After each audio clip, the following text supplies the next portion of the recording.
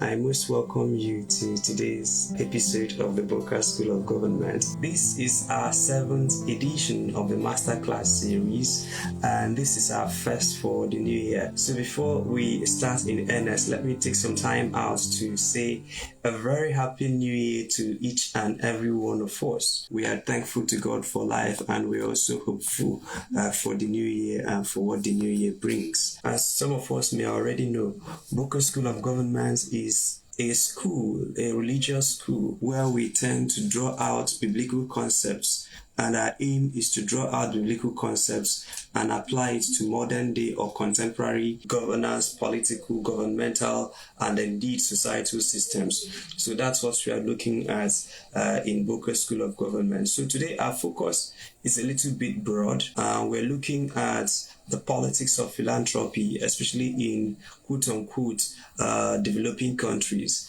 I believe that every country is still developing, but for semantics and nomenclature, they love to call Africa and some places developing countries. So for that better lack of more generally accepted word, we're using the term developing countries. So let's start in earnest. Philanthropy, developing nations, politics. These things often get intertwined. And so while I'm not going to go into the textbook definition of philanthropy, I'm going to say that for developing nations, especially because they are developing, it is expected that a good number of the citizens are at a place where you could say that they are hungry. They are also at a place where several of their needs, their housing needs, their healthcare needs, their feeding needs, and all of those needs are unmet. So when you have that place where you have a population, for instance, that they say that in Nigeria's population, that you have a good number of people living below poverty line, and you could say that that is a little bit, that the population is as a place where you can try to exploit them with things like philanthropy. And that's not just in Nigeria, but in many developing nations or countries. Let's use countries. And because of this, the way they recruit their leaders is to say, oh, this person gave me this person gave me that. And so politics or political decisions at that level where the citizens are vulnerable are in such a place where politicians can exploit the vulnerability of citizens to attempt to manipulate their political choices. In, for instance, the UK and in the United States or in all of those advanced countries, there's never been a time where you will give some people 2 cups of rice and you expect them to give you their votes. That can happen because they are at a place where, one, the level of education, and secondly is that people are not so vulnerable that a cup of rice can compromise their voting decisions. People are not so vulnerable that paying for school fees can compromise their voting decisions. But make no mistake about this, and as we try to establish the baseline for this conversation, I'm going to be saying a lot of things that some of you might be hearing for the first time. One of it is the usual arguments you see in Nigeria every election, that civil society groups are fighting. Oh, let's stop vote buying, let's stop vote buying, let's stop vote buying, let's stop vote buying. And I think I understand what they are saying. But then if you look deeper into what they are saying, they actually, well, in my view, I would think that what they are saying does not necessarily stand side by side with reality. One is this, that votes, anywhere you see democracy, votes are bought. I'll say this again. There is vote buying in every democracy you see in the world. Whether you see democracy in America, you see democracy in Britain, you see democracy in anywhere, call it advanced, first world, second world, third world. Once they are practicing democracy, all votes are bought. But the question now is, what is the currency for the exchange of votes? Including those of you here who are listening to me. And you will say, oh no, I don't sell my votes. Oh God, you sell your votes. You just don't know the currency with which you exchange your votes. Let me make this analogy. If you come to a typical village that people don't have so much enlightenment, people don't have so much knowledge about the political actors, if you give them a bag of rice, you have compromised their votes. So at the exchange of a bag of rice, they can give you their votes. There are places for mere 500 naira, they could give you their votes.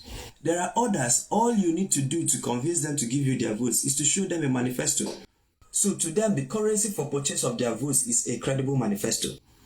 People like Godson, for instance. I know that before you vote a credible candidate, you want to watch the person's interview. And some of you, the only thing you need to do to get their votes is to speak well on an Arise TV interview or a Channels TV interview, and then you've bought their votes. There are some people, the currency for purchase of their votes is appeal to tribal sentiments. All you need to do is to chat a Milocon, and once you're a Milocon, you've bought their votes. Appeal to tribal sentiments. So anything you tell them, once you appeal to their base emotions, you've gotten their vote and their support, regardless of whatever your other credentials are. And there are some people, the only thing you need to do to get their votes, for instance in America, is to quote unquote support their ideology. I saw a very recent video of America's president, Joe Biden. I think that video was I can't remember what year now, but that's a video that looks like, because he looks a little bit younger in that video. And he was railing against abortion. He was railing against same-sex marriage. Not abortion, same-sex marriage in the video that I saw. And all of a sudden, because it is now untenable for him, because politicians in America, make no mistake about this, many of them don't have ideologies. What they do have is that they have opinion poll. So if they do an opinion poll and they see that the voters in their vicinity are pro-abortion, all of a sudden they switch from pro-life to pro-abortion. And if they see that more people are against gay marriage in their locality, they will all of a sudden start championing anti-gay marriage. If the tide turns tomorrow and that they see that a good number of the voters now are for gay marriage, that's why you see people like Joe Biden change his ideas fundamentally on gay marriage. Not that his religion has changed, not that his core belief has changed, but because there are more voters who think like this, and then he wants to think like that, or to pretend to be thinking like that, or pursuing the ideas and the ideology. So for those people, the only currency you need to purchase their votes is to support their ideology.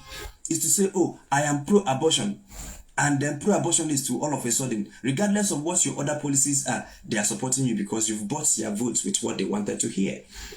There are other people, all you need to say is, I am pro-life. And then all of a sudden they start supporting you because just by telling them that anybody who commits abortion is a murderer, that's what they need to hear before they give you their votes. And that is the same way there are people who need to hear that I am a Christian, vote for Christian. That's it. That's what they need to hear. There are others who need to hear I am a Muslim, don't vote an infidel. That's all they need to hear, regardless of what other things you're doing. But there are some who are sophisticated that they may have to investigate your economic policies, and you buy them over using economic policies. There are some people, their biases are with education policies. There are people, their biases are with the lifestyle of the individual. For instance, in 2015, a lot of people supported President Muhammad Buhari in Nigeria because of quote-unquote his frugal lifestyle, this man of integrity. So because people were looking for a man of integrity who would become like a messiah, who was going to come and save them from the PDP misrule, so they narrated this narration of a messiah, and that messiah appealed to some population. But then there are others who see him as an ethnic champion, as someone who will go to fight for their ethnic group, who go to fight for their rights. And for those people, they also, in that sense, sold their votes to him using those things. So what I've tried to paint to you now is that all votes are bought. And that is why in places where you can appeal to base sentiments, you see politicians appealing to base sentiments. In places where they can do a miloko, you will see politicians do a miloko. In places where they cannot do that, they can try to buy the votes with bags of rice, noodles, cartons of noodles, tricycles, and every other thing that they call quote-unquote empowerment. So the first point has been established that in every functional democracy, all votes are bought. The only differentiating line now is what is the currency. In developing countries, the currency could be outright exchange of naira and kobo. It could be bags of rice, it could be onions, it could be noodles, it could be anything. And then in places where people have not so advanced with education, you can buy their votes using appeal to ethnic sentiments or religious sentiments, or in some cases a mixture of both. I hope you know that there are some people who buy votes with appellation to age. There are some people who say, oh, it's youth turn, it's time for youth to take over. So their manifesto is, it's time for the youth. If you ask them in the morning, they are doubling down, it's time for the youth. That is their manifesto. And there are some people who buy votes with other currencies. So it's been clearly established that world over, votes are bought. The differentiating line now is currency. Having now established this point, let's come back to the original conversation, which is developing countries and the politics of philanthropy. Because many voters in developing countries are vulnerable, they don't know where their next meal is coming from. A lot of them don't know where, that thing you say, don't buy votes, take 5,000, don't do this. They are not in a place where they can listen to you. They are not in a place simply where they can listen to you, because some voters, especially in this place, are in a place where they are hard pressed that 5,000 naira, 20,000 naira, whatever it is that the politician is offering will seem like a lot to them. It actually is a lot to them. And because of that, bags of rice, school fees, philanthropy, every other thing you call philanthropy, and then because of that, you can attempt to compromise. And in some cases, politicians have successfully compromised the votes of electorates using those bags of rice, 500 naira, 200 naira, and all of those things. So that's the second point we want to establish. Politics of philanthropy. Votes are bought world over. But in third world countries, many of the voters and supporters are in such a place where you can compromise their votes with what they eat. In America, in Britain, you compromise people's votes by appealing to their intellect, so to speak, appealing to their ideology, appealing to their view, their worldview. For instance, in the UK, I've given examples with the US. Let's give another examples with the UK. On the issue of immigration, you will see that America is divided on the issue of immigration, for instance. And so you can be a pro-open border kind of person, and then you will get the votes of people who are open border kind of people. And then you could be, let's lock them out. Let's deport all these immigrants. The immigrants are the cause of our problems in this country. Once you start doubling down on that, you will appeal to people who feel that immigrants are the problems. And then when you go to Britain, for instance, there are pro-labor movements. Like you have a labor movement in Nigeria, people who are pro-workers. It's not a socialist bent, but they have a lot of socialist thing to their path, to their political package. You see that in that, you see that the labor union and all of the political parties, you see some of them are pro this, pro that, for this, for that. And so once you come to any catchment area and you tell them what they like, then they will vote for you. In some places, that thing they like might be, he worships the same God as me. There are some people, what they like in UK, they don't care. Sometimes they don't care about your ethnicity, but they want to know what your thing on gay marriage is. And so because of that, once you speak to that thing that they consider important, you will earn their votes. But then in developing nations, because of Maslow's hierarchy of needs and where many of the voters are, they are in such a place or in such places where their votes can be compromised with things that they can eat. Their votes can be compromised with healthcare needs. Their votes can be compromised with, all manner of things. And that is why you see politicians embark on all manner of quote-unquote philanthropy. And this philanthropy now, there are a lot of things it does. Let me start from the first. The first is that it takes the focus away from governance credentials. Now we have gotten to the substance of our discussion. This is where it gets a bit deeper. So now, if you ask a lot of voters and they genuinely don't know, they think that someone will be good in government simply because he is a philanthropist. And this is not to say there are people who are naturally philanthropists and they do it because they genuinely care for the people. But that you have money and that you have the heart to give it out does not mean that you might know one or two things about balancing economic records. That you're a philanthropist, you might be a very brilliant businessman, you're a billionaire in US dollars. That does not mean that you can run the economies of nations. You might build hospitals, schools for your villages. You might be a subject matter expert. Maybe you made your money in oil and gas. You might be a subject matter expert in oil and gas. But that does not mean that you have the requisite skills to run a country or to run a state or to make meaningful contributions at the National Assembly. And so the voters don't know this. That's why each time they vote, they're asking the person who is coming out to contest, what have you done for the people? What have you done for? And by what have you done for the people, no matter what other contributions you have done, they don't value it if you have not given them notice to eat. They don't value it if you have not at least called 30 people who you bought keke napeps for, or 50 young people who you have bought Okada for.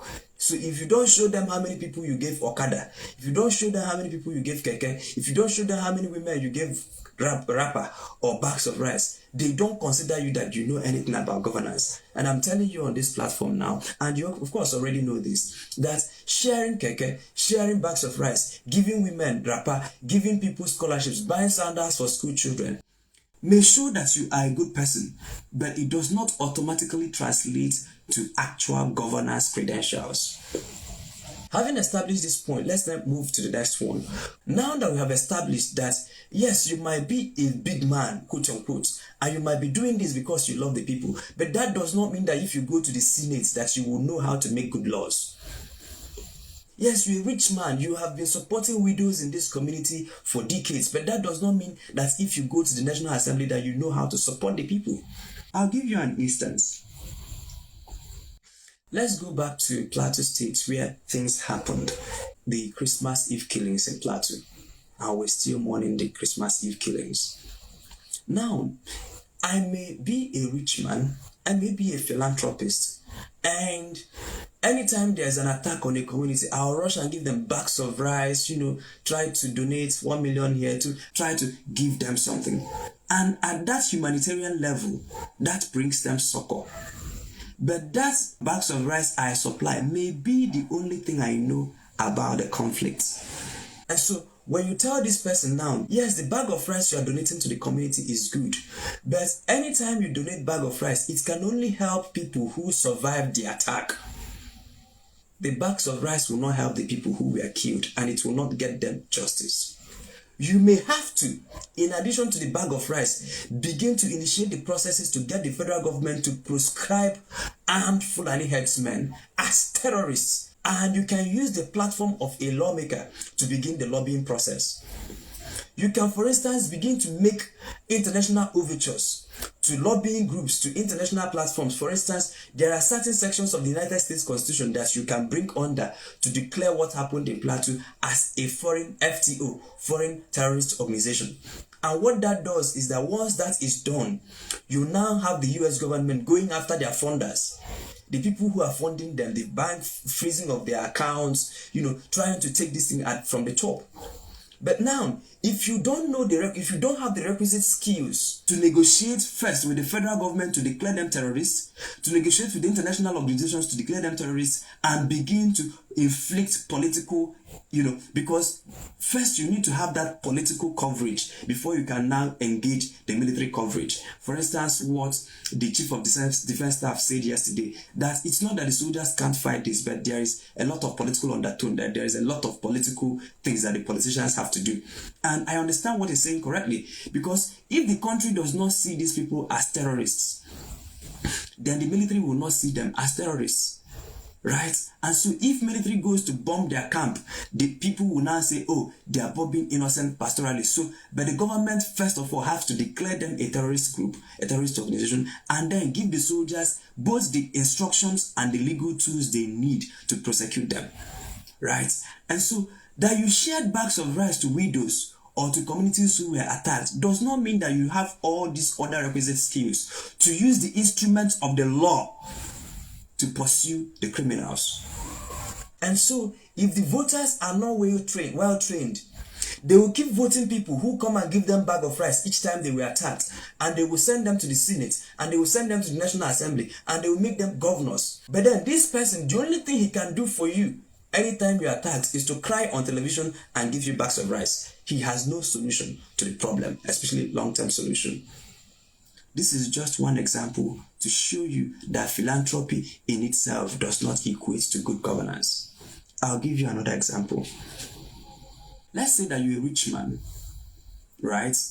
And that you are a benevolent guy in your village. And you are paying school fees and offering scholarship to 5,000 students, 500 students in your village. Every new academic session, you buy them books, exercise books, pay tuition, give them, bursary allowances, and all of those things. That is good. And people now say, oh, you've been doing this wonderful work. Let's now make you, for instance, the Minister of Education. Or let's make you send you to the Senate, or send you to the House of Representatives, or send you to this place. That you are paying school fees does not mean that when they put you in charge of education, that you can make informed policies on education. You might like education. You might want to give as many kids as possible the opportunities that you got. But that does not mean that you can design correct educational policies for the country or for the states, or use the instrument of a legislator to affect their lives. Because people don't know this, but the goal of governance or government platforms is to use the instrument of governance to bring good governance at scale. Now that you're a philanthropist, you may be able to pay for 500 students their school fees. But if you write one education law, it can take care of all the students in the country. Just one policy on education. Now, you can be a senator, and the only thing you know, because you're a philanthropist, is to go to, for instance, the Senate, and you use your connections in the Senate to try to bring employment to your constituents. And your idea of bringing employment to your constituents is, civil services, immigration is recruiting. You go to the head of immigration and you smuggle in 10 people from your village into immigration. You hear that Nigerian army is recruiting. You go in there, you smuggle in 7 names. You hear that, the Federal Bureau of Statistics is recruiting. You go in there, you smuggle in 5 people. At the end of the day, you may be able to get 500 of your villagers job, and they are clapping for you and celebrating that, this senator gave us federal jobs. But if this senator sits back and does his job, the senator can use the act of parliament and act of legislation to write laws and implement laws that will make jobs more available to more number of people. They can also use their oversight functions to insist that people who are responsible for managing the economy goes ahead to manage it well, so that more people can be employed, so that even the SMEs can, for instance, the lawmaker now can come back to the village and brag, I gave 72 people from this community federal jobs. That's a key achievement, quote unquote. But then the lawmaker can also come back and say, we have written a law. For instance, what is that law? Nigeria's innovation law, for instance, that empowered SMEs. We have written this law, and this law has made it easier for people to thrive in the SME sector. And because of this law, more young people are going into entrepreneurship, and these more young people going into entrepreneurship are now employing people. So this one law that this senator wrote and fought hard to see that it was passed into law, if implemented, can create 3 million jobs. But that senator that had the opportunity to create 3 million jobs is celebrating in his village that he gave 72 people jobs. Developing countries and the politics of philanthropy. And so you see now why your lawmakers are focused on, I attracted this, I attracted that, and we are not disputing with them that they attracted. But then if you ask yourself, what is the job of a lawmaker? Is it to build culverts? Is it to build bridges? Is it to tar roads? Is it to put up electricity? For instance, in the current budget, I think the Federal Ministry of Agriculture and something putting about 200 billion in Senate President's constituency to, I think they're tarring roads or something. What 300? I think there was something I saw online. I didn't study it carefully, so I'm not going to make categorical statement because I just saw it on the fly and I didn't bother to confirm it. But then, so you find that you have a system in this politics of philanthropy where your lawmakers have left the job of making laws, and they are now in, I bought bags of rice, I empowered people with keke, I gave them sewing machine, I gave them frying pan. So this Christmas was a good opportunity for us to see politics of philanthropy in full display. This senator had the opportunity to make laws that will impact our lives. But because we don't judge them by the laws they make, we judge them by how many keke did you share while you were in the National Assembly. So they will leave the job of lawmaking aside and focus on trying to create, quote-unquote, empowerment schemes. When they buy 300 laptops, it's empowerment scheme. And we're not disputing that. But we're saying that the job of the executive is clearly delineated. The job of the judiciary is clearly stated. The job of the lawmaker is clearly stated. And in an atmosphere where you have that everybody is judging performance based on quote-unquote philanthropic gestures, that you now find people who, imagine one day that judges, Supreme Court judges, come back to the village. I'm just giving you an instance. And instead of reading credible judgments on the election petition tribunal, they came back to their village and shared keke napep to 1,000 youths. Imagine the Supreme Court justice. Instead of pronouncing, so that one judicial pronouncement you make as a Supreme Court judge is much more than what you can do by sharing 1,000 keke. So I want you to close your eyes for a minute and imagine that we send someone to Supreme Court to go and take judicial decisions. The question was whether there was 25% or not in Abuja, whether this person was lawfully declared, whether this... And instead of making judicial pronouncements, they will leave the judicial pronouncement that they are supposed to make and then come back to the village and start sharing keke napep. And we are clapping for them. That's what we are doing with our lawmakers. And I'm not nitpicking on them today, but I'm just making a point, and then after this point, I'll move on to the next point. That you see that the job of a lawmaker is to make laws. And so the best empowerment a lawmaker can give is to empower people through the laws they make. I'll give you an instance. I have been working on the census for some time now. I don't know for how long. I think from October 2022. And if you see although we have made substantial progress, which we have not, it's not in our nature to announce some of these things to the public except when they need to know. But in our engaging with several stakeholders who could help, and we found out that the laws governing the census exercise was written as far back as the 70s, and these laws are outrightly outdated. Again, I'll give you an instance. I can come back to my village as a minister for whatever, and I can choose to give 300 people scholarship. Or we can insist that the education curricula of Nigeria is outdated. We can sit down and design new and updated education curricula that is not just interested in giving people regurgitated theories, but giving them both theory practical and then training them on 21st century in-demand skills. If we sit down as an education policy and design a new education policy for the country, you would have created more jobs, you would have created more opportunities, you would have empowered more people than say that you picked 1,000 random people from your village and then you say, oh, I've empowered them by giving them school fees for 1 year. But now, how do we select these leaders? We select these leaders because of quote-unquote empowerment. Hey, they are empowerment. This guy, if someone is running for governor and he's telling us he has manifesto, he has economic policies, and people can tell you, go and sit down. Has he built the road in his father's house? And you say, if I build the road in my father's house, how does that automatically translate to governance experience? It might show that I'm a good person. It might show that I have the willingness to do, but it does not show that I have the competence and the capacity. Because we have seen several philanthropists who go on, for instance, Rochas Okorocha was a good philanthropist. A good one. It is still, today, people don't know that guy, you can't find, if you call the top, maybe in those days, top 10 philanthropists, especially in education, that his Rochas Foundation was very big and heavy on education. And people say, oh, this guy was good.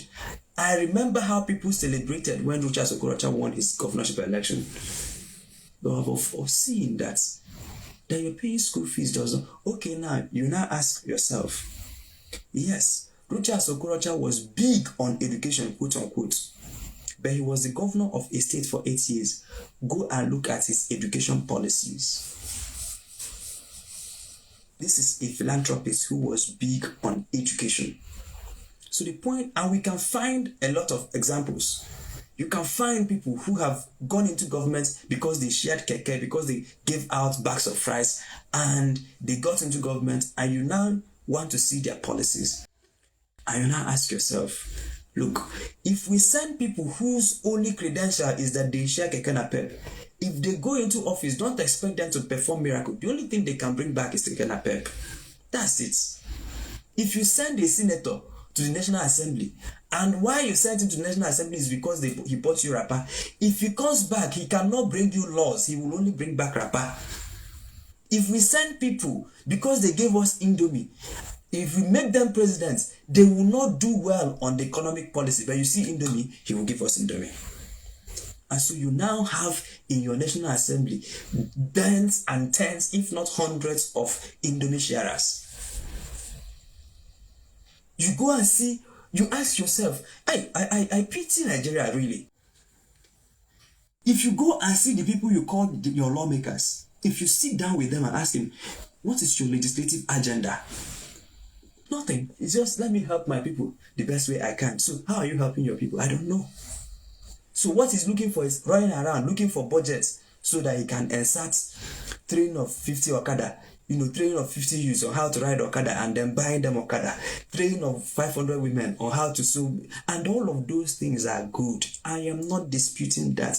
And when you are in a third world country, you need them. But then this lawmaker is functioning at less than 5% of his installed capacity, because through one law, he can make the situation better for everybody, or at least for the most people. But you sit in an office where you can use laws, because in all of those places, in America, in Britain, in all of these places, in Canada, where our young people are running to, because quote unquote they have better opportunities there. The opportunities there as a result of intentional public policy design. And so you have an opportunity for 4 years or 8 years to intentionally design better public policies. Then you throw away that opportunity because you are trying to, quote unquote, buy keke na pepe for 100 people in your village. That's small-mindedness. And actually, when people who can use public policy tools to elevate the plight of the people come, they will ask you, did you buy keke? The other man was sharing fridge. I know of one person, each election year, he will go to radio station, buy airtime. He's doing airtime. He's sharing airtime. 5,000. He will just call. If you call, he will ask you one funny question that everybody knows the answer. He will just be dashing out airtime, motorcycle, fridge, iron. That's how he wins his election. That's how he wins his election. Every time he is just sharing this. And when he goes to the National Assembly and you want to see, okay, what are the laws he's implementing? What are the public policy goals? Nothing. He's just waiting to share bags of rice again. And each time they share these bags of rice, of course, they will make sure that Arise TV, Channels TV, and all of these people are there to capture because they want to, quote unquote, prove that they are philanthropists. They want to, quote unquote, prove that they are not only doing something for the masses, but they are visibly showing that they are doing something for the masses. Politics of philanthropy. I'll make 3 more points and then we call it a day, or maybe 2 more points. Remember that this platform is Boqer School of Government, where we teach biblical principles to sound governance situation. One of the disadvantages of the system we now run, the philanthropy-based system, is that we send people whose only credential is that they are philanthropists. And when they go there, they will reduce a very big office. They will achieve so little with so much opportunity because they are not prepared, and the only thing they can see or they know how to do is politics of philanthropy.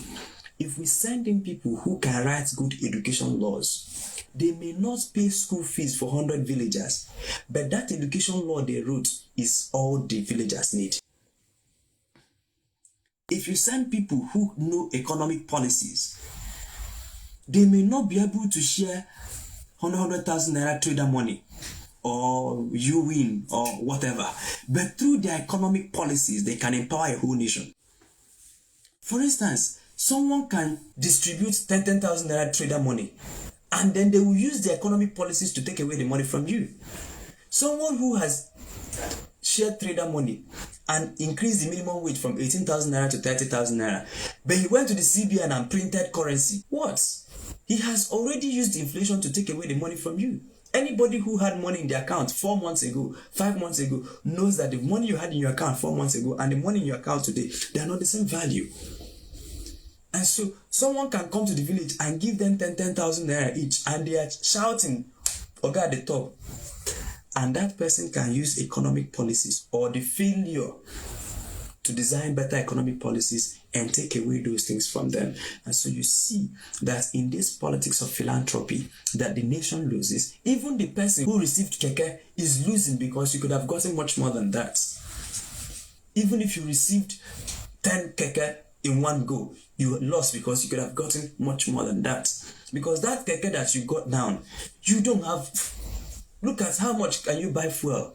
And okay, even if you have struggled to buy fuel, to ply that, the keke is plying on a very terrible road. Okay, even if you manage to buy fuel and buy the road, by the time you say, okay, let me save money in my Naira account, by the time you have saved up to $1 million, one economic policy will move that 1 million from today. 1 million is $1,000. 1 million is just $1,000 is 1 million. So if you struggle everything you struggle this year to make 1 million, you have only had $1,000. Whereas 3-4 years ago, it was much more than that. And so yes, you now have keke, but the economy you don't have it. Yes, you now have bags of rice, but the economy you don't have it. So the politics of philanthropy first elevates people who will always find a way to reduce themselves and the impact of the offices they occupy. Because instead of using these policy tools of the offices they occupy to bring good, what they are focused on is to try to bring quote-unquote goodies for their villagers or for their members or for their constituents or for their kinsmen. That's one. 2, it makes it nearly impossible for people who have credible ideas.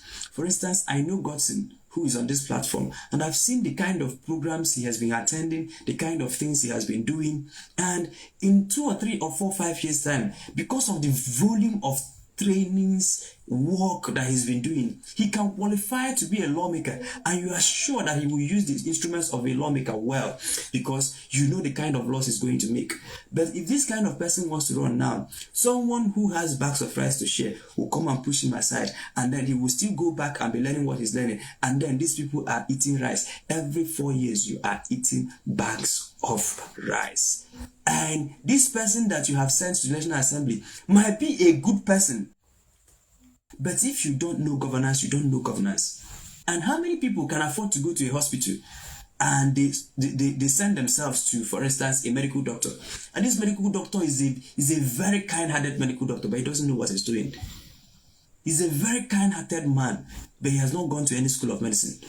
People will not be able to entrust them with their lives. But then we are entrusting the economy, we're entrusting the governance system into the lives of people or hands of people who don't have the technical know-how to manage it, simply because they spoke our language. They gave us what we wanted to hear. They gave us food, they gave us keke, they gave us bicycles, they gave us this, and they spoke the language that we loved to hear. And so let's switch now to the final segment of the program. The Bible says, if I give myself to be burnt, but I do not do it in love. Already you've seen the Bible is coming to talk about your politicians. Because we see some politicians.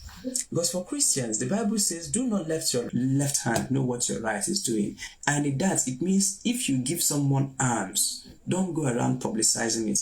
But in this atmosphere of politics of philanthropy, you are duty bound, not only to empower people, but to make sure that Channels TV, Arise TV, and your social media urchins are there where you are empowering the people. And that does 2 things. One, it disempowers the people you are empowering.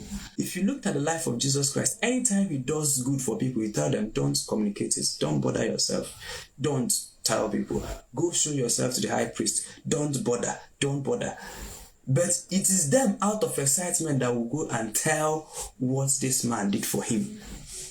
And anytime someone does something for you and you rejoice and out of excitement go telling people, this is what this lawmaker did for me, you are saying it in a way that gives them the accolade, but also preserves your dignity. But if I give you 5,000 today, and I bring in cameras to show where I'm giving you 5,000, I have given you the money, but it robs you of your dignity, because the way it is going to be reported, it's not in a way that will dignify you. It will show you as someone who is in need of 5,000. Now, if you give me 5,000 today, I can say thank you. I can also decide to go around telling people that you give, but then I retain the agency to choose how to publicize it. But then, in this mode of philanthropic politics or politics of philanthropy, you have taken away the agency from the people, that you now give them bags of rice. And in ways, you see, there are videos I saw online and it's just disorients me, where you bring in women and you give them money and they are shouting and dancing and singing, and these are people's mothers. And I'm asking this person making this video, if it is your mother, will you allow someone to be filming your mother doing this kind of thing for 2,000 naira? If it is your own mother that gave birth to you, will you allow someone else to be filming this person because you gave him 5,000 or gave her 5,000? And you are filming it, and your media warriors are putting it everywhere to show people that, hey, you are a philanthropist. No, you are not a philanthropist. You are just exploiting people's vulnerability for your political advantage. And so this is now the system that anybody must shoot. Not only will you love the people, not only will you give to, but you must prove that you give. And that is why even good people, and this policy of philanthropy has gotten even to the best of us. Look at P2B. Anytime he goes to donate 20 million to schools here, 20 million to hospitals here, he is forced to go there with camera and crew. He's forced to, because you live in a politics that asks you, what have you done for the masses? This man could have easily wrote his check quietly and give the school. He could have wrote his check quietly and give to the hospital. He could have wrote his check quietly and give to anybody. But now, Arise TV must be there. His media aids must be there. That is why you see him in all of the... Now we know that he donated 10 million to the people in Plateau. He could have as well made that donation without us knowing. Even while he was there to condole them, he condoles them and finishes. And at the end of the day, the people who need the money knows that and the people, he looks for the people and gives them the money. In the glare of all the beneficiaries, but not the glare of camera. But you see, in this atmosphere of politics of philanthropy, not only will you be a philanthropist, but you must visibly demonstrate yourself to be so much so. And in so doing, you disempower the people and, take away the agency, in some cases, the dignity of the same people that you're doing it for. In our own case, the Bible says that you have gotten your reward. And once you call Arise TV to come and cover where you're giving people to 20 million, you have gotten your reward. Because, of course, people will clap for you. People will say, oh, this is a very good man. People will say, wow, I'll vote him because of this 20 million. And yes, people can vote you because of that. But in our case, you have gotten your reward. That's according to Bible standard. And for those of us who are students of this Boqer School of Government, we have to apply ourselves differently. We have to apply ourselves differently. And let me say something, because you have this reporting obligation also in this politics of philanthropy, especially for people who are running maybe not for profits. And sometimes we report out of ego. Like when you see someone who came on Twitter and he says, oh no, I want to raise money for my primary school library. We want to fund our primary. And then every day they're giving you, we bought chewing stick, we bought chewing gum, 5 naira. Look, all of those things is good to be accountable. But just know that some of the things you call accountability are driven by ego. Needless ego. Because sometimes we report off out of our ego. Not necessarily we were prompted to give account, but because we want to appear before men as righteous. And so that wanting to appear before men as righteous, as a very honest person, is why you are doing everything. You are born to bring camera to show. So if you buy Pampers for the women, you want to carry the women and show the women and the Pampers. In fact, if it is possible, you would have asked them to show their clothes so that they will display where they are wearing the Pampers, so that you will prove that you have bought the Pampers. Look, no. Some of the reporting obligations go out of the line. And then in some reporting obligations, you don't have to report them publicly. If you have received funding support from 20 individuals, go and report to the 20 individuals. You don't have to prove to Twitter that you are a nice man, especially when they are not the primary audience that gave you the resources. And then even when you are funding, you are reporting to the funders. I'm not saying don't be transparent, but just know that some things we call transparency can be driven out of ego or out of that impulsive desire to appear before men as righteous. Because this lust for people to understand you, for people to see you as a nice person, as an accountable person, can push you into the process of trying to prove and show all workings. And in some cases, while you are showing all workings, you are inadvertently disempowering the people you are meant to empower. The other thing about policies of philanthropy, I think this is the last thing, is that bad people can have good hearts. And I know that this is quite oxymoronic, but let me labor a minute to prove it. Bad people can have, quote unquote, a good heart. And you may have to refer to one of our classes on the heart of public servants to understand this. But let me paint a picture. And this, what I'm telling you, is a true life story. I know of people in this Nigeria, they are still alive. President Goodluck Jonathan gave them turnaround maintenance of refineries. Turnaround maintenance of refineries. And these guys took all the money and did not maintain any refinery. And because of that, yes, you will blame the Goodluck Jonathan for paying them upfront. You also blame him because he was an election, he was just a laissez-faire kind of person. There were a lot of corruption in his government. That is a given. But this same person comes back to his village and his community, and he's sharing bags of rice, and he's doing free medical outreach. But they gave you turnaround maintenance of refinery, that if our refineries are working and you have been paid for this, those villagers will be buying fuel at the appropriate amount. And if fuel is sold at the appropriate amount, need I tell people here what it will do to the economy, including the economies of those villagers? But now you go to the nation and steal the refinery and steal the collective future of everybody because you have access to politicians and because you're a political gladiator yourself. And then you now come back to the village. Every people come to your house. Hey, my son is sick, 200,000. Hey, my son is this, 1 million. Hey, anything, you know, they are dishing out money. But at that holistic level, the damage that they have done, and this is why you see politicians can give you, but they will steal you blind.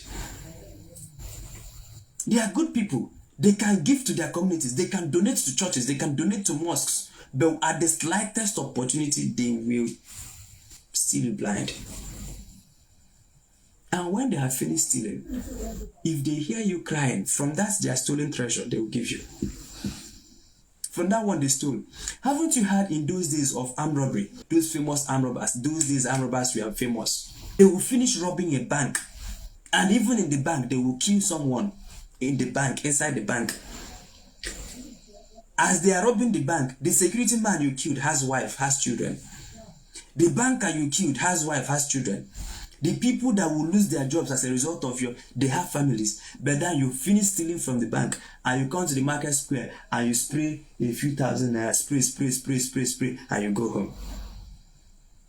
And so, what kind of philanthropist is this that will steal to give? It's confusing if you think of it. And I can tell you for free, we have seen this time and time again in Nigeria, that you have your quote-unquote philanthropists who are quote-unquote nice people, and they do something nice for people. They damage the people at the macro level and then come at the micro level to help the same people. So this man that has stolen the entire refinery for the whole of the nation, at least if he had done the turnaround maintenance on the 2 refineries he had been paid for, Nigeria will enjoy some semblance of peace as it regards prices of petrochemicals and petroleum products. But this person has stolen it.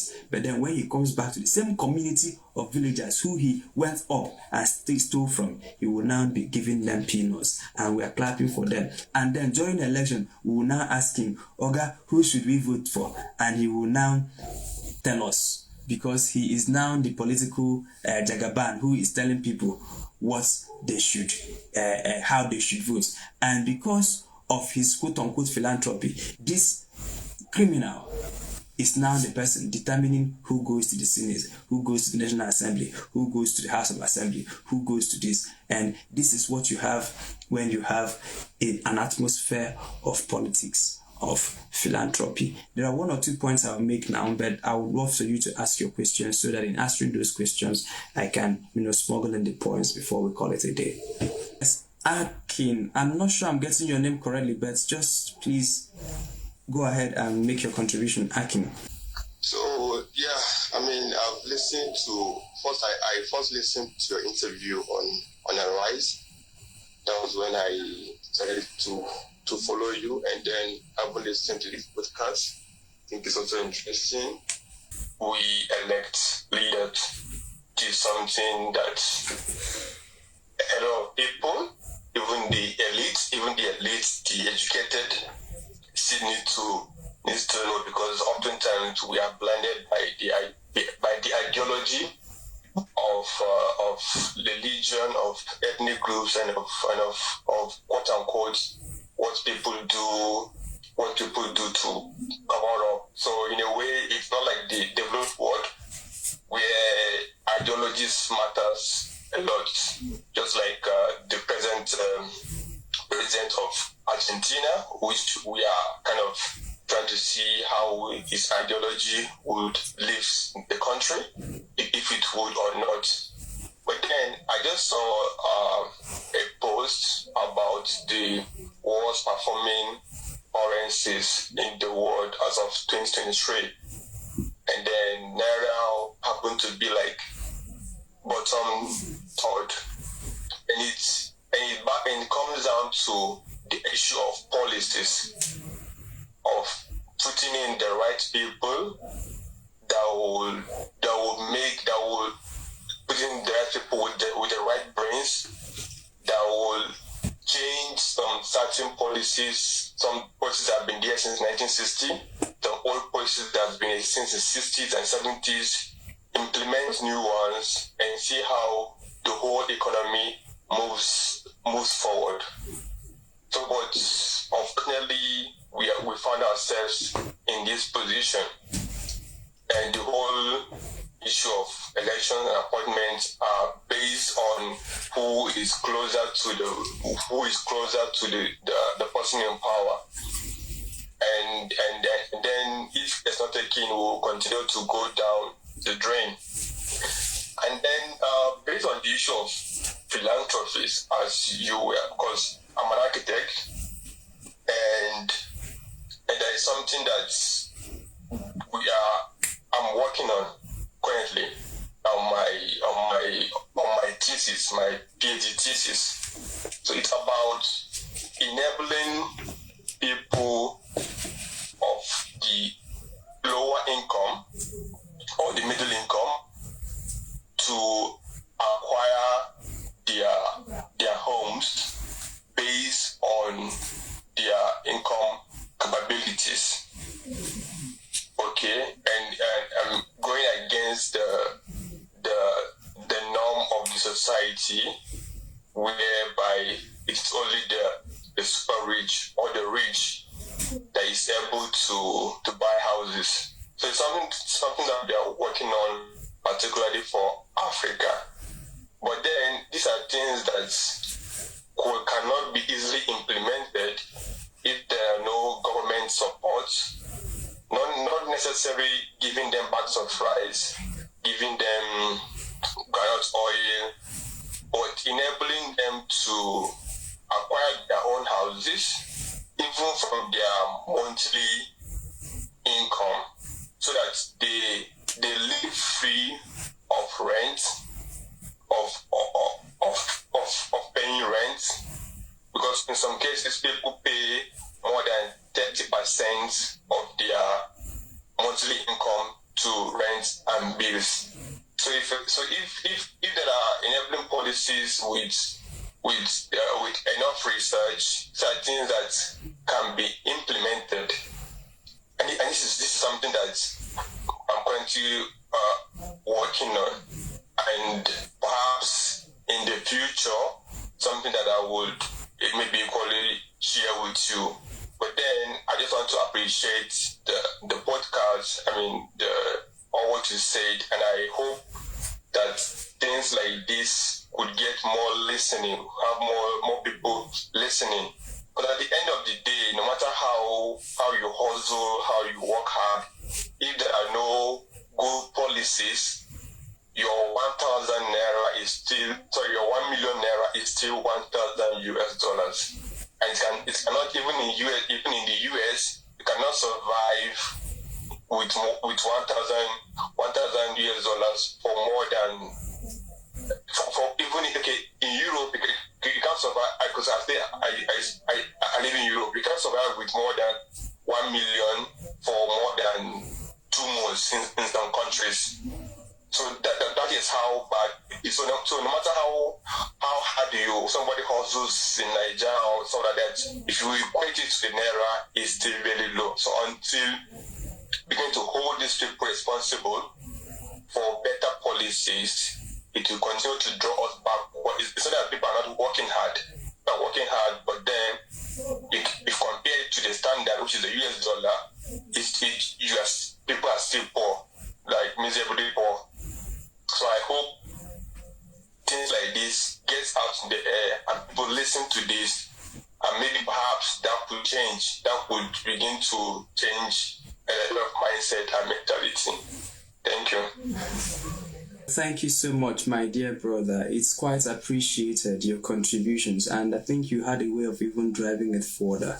Because look, if the policies that you're researching now are implemented, it gives the worker, it gives the person, you don't have to be a millionaire, a multi-millionaire, a billionaire to own a house.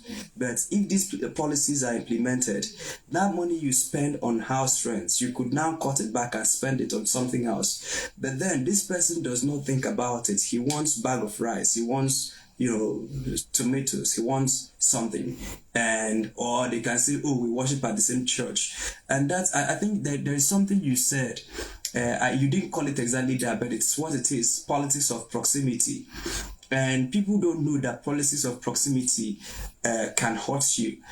For instance, the president can be attending your church, but that does not mean that you buy fuel at a different price.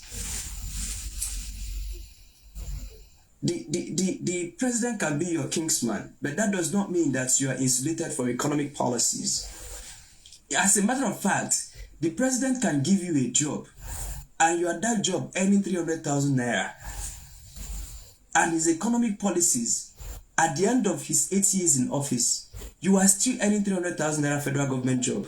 But you will find out that you were better off under the previous economic regime when you were not earning as much. Because now your 100,000 naira means less of international, has less value than, say, someone who was making 18,000 naira when they were paying 18,000 naira minimum wage is far richer than the person who is earning 30,000 naira under this new economic regime. It's far richer. You could buy more things, you can afford more things with 18,000 naira then compared what we can get with 30,000 naira now. So people don't understand that politics of proximity. Another instance is President Boqer is from Katsina. In fact, Katsina State alone, Katsina produced Buhari for 2 times. Katsina produced Omar Yaradua. Katsina produced the Northwest as a geopolitical zone, has produced far more presidents than any other zone in Nigeria. In fact, if you combine other regions, other zones in Nigeria, I think they will now be at par with how many presidents you have produced from the Northwest alone. But then go to the mixed survey of 2022 that was released, I think, last year. You will see that the Northwest is worse off in almost all indices of measurement. Are you talking about literacy rates, mortality rates, maternal mortality, infant mortality, or are you going to be talking about insecurity? Insecurity is ravaging more, even in Katsina, that people have to pay to sleep in their villages. And this is the place where the president is from. And so politics of proximity, because people have this on the idea that if it is our man, like in my home state, I hear some people arguing blindly that someone from my own town should become the governor. And if he's from governor, at least he will look. That someone is from your town and he's a governor does not give him governance credentials. If he's a terrible person, he's a terrible person. I know a lot of people who supported President Bola Ahmed Tinubu simply because of where he hails from. Today they are cursing him to the high heavens. Because that someone looks like you, wears your kind of clothes, worships your kind of God, goes to your kind of church, does not mean that once he enters that things will be good for you.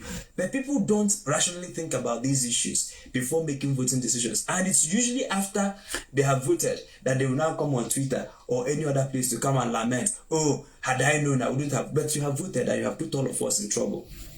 So that is why before the 2027 election or another window of opportunity opens, we are here at Boqer School of Government and other platforms available to us to begin to conscientize people, to tell them, look, you might become the governor's PA, but that does not mean that your life has improved.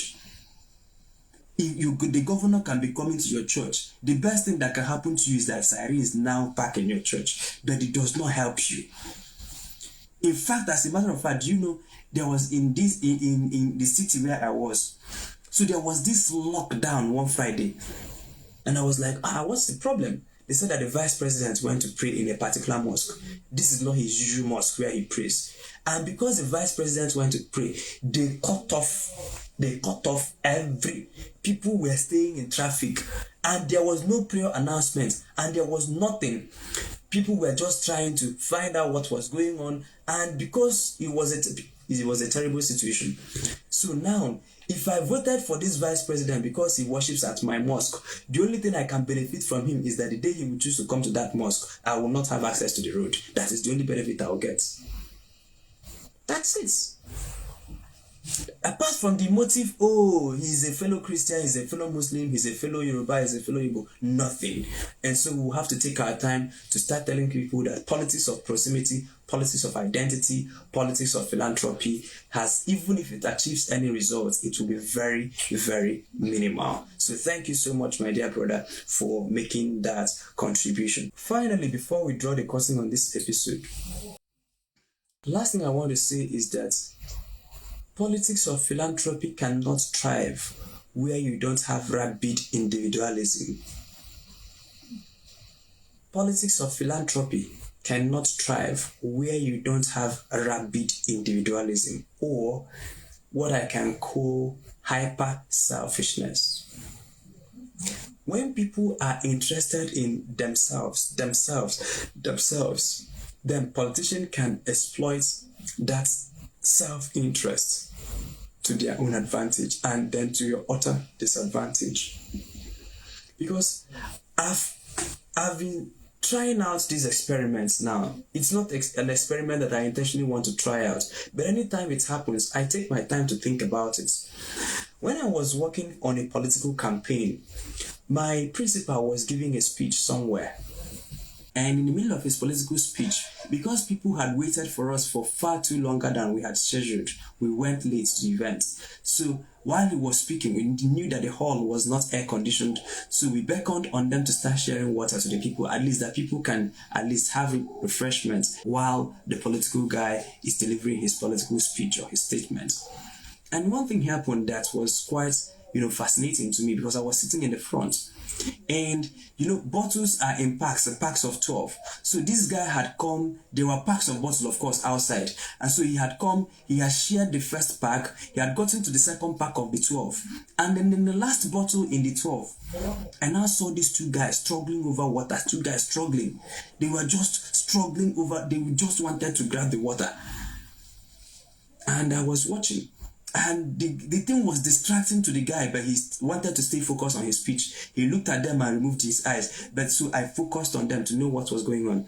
Eventually, one of them grabbed that last bottle. Not the last bottle that was there, but the last bottle in that particular pack. And the guy was still going outside to get another pack. And I was, okay, maybe this guy was struggling over water because he was so thirsty. Maybe because he was so thirsty. And I was observing the guy all through that. We finished that whole event. The guy did not open that water. But when he got that water, he felt so much accomplished. Yes, I've gotten it. And he now kept it close to his side. So you were distracting everybody, fighting over a water that you will not drink. entitlement. The second point is that still in that same campaign, we were interns and volunteers. This was years ago. But then you had these directors of campaign organizations, former this, former that, they come into vehicles with their SUVs. So then every evening after we had gone to the political campaign, because it's not a salaried appointment, you are just interning for a politician. So in the evening when we come back from campaign rallies to the campaign office where the boss will drop everybody, they are sharing this. Sometimes the candidates can decide to share 3,000 naira, the candidate can decide to share 5,000 naira, depending on how much cash he has and how many people are there. So he can decide to bring out maybe 300,000 and decide to share to the people there. And then depending on the number of people who will share it.